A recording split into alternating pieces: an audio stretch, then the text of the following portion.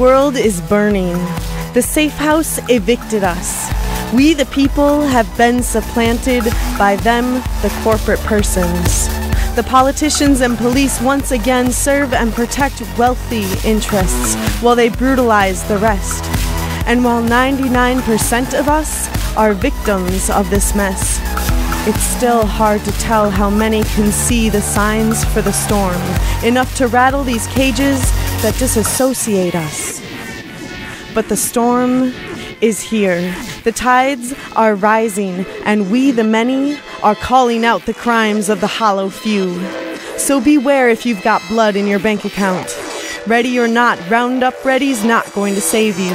This is no sim plotting for profits, Syngenta suing for their future losses.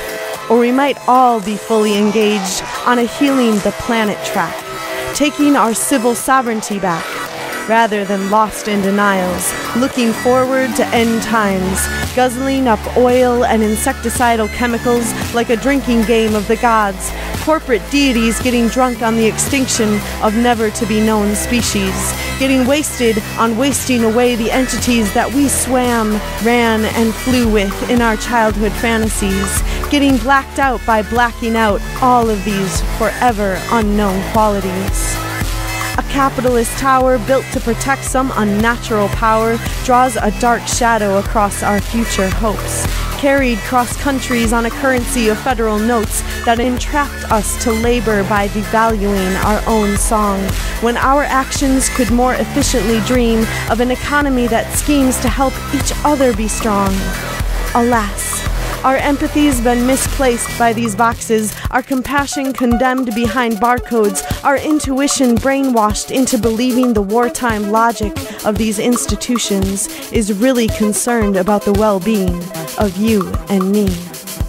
But a corporate executive legally obligated to maximize short-term profit is designing an imaginary scene where our only freedom is to fund them unquestioningly. Look how our cultures become cannibals, eating alive our extended family of fantastic forms, aggregates of our planetary bodies whole. Being aware of the transpiring extinction, my soul feels like a witness of the torture at Guantanamo Bay Prison.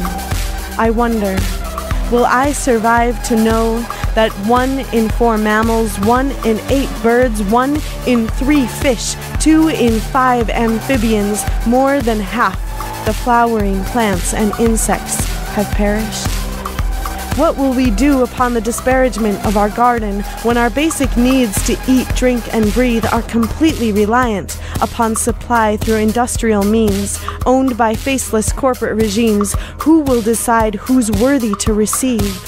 What happens when the storm comes and destroys that factory, laboratory, or distributive means, or unwittingly releases pent-up toxicity? Witness what's happening and see. This is why so many arise globally and take to the streets. This is why we stand our full height and humbly demand our right to speak. This is why we seek the wisdom of our ancestry that used time to walk in the ways of our relative species, to see their pain, violence, disease, as well as their cooperation, compassion, symbiosis, and transformation beyond behaviors thought to be concrete.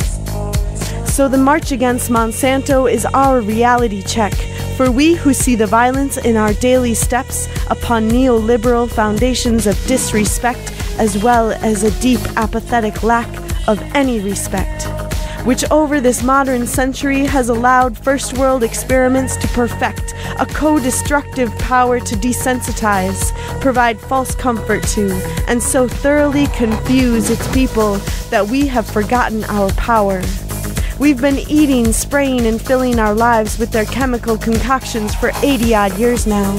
We know our world is poisoned, yet we continue to let them reap the profits of ecological decimation and layers upon layers of human disease, as well as corrupting our civilian empowerment to legislate for our right to the health necessary to pursue happiness and liberty. Oh, come, unity. Come see that when the Earth's abundance is in the care of a caring, intelligent, and co-creative populace, it has the potential of being the most glorious harmonic.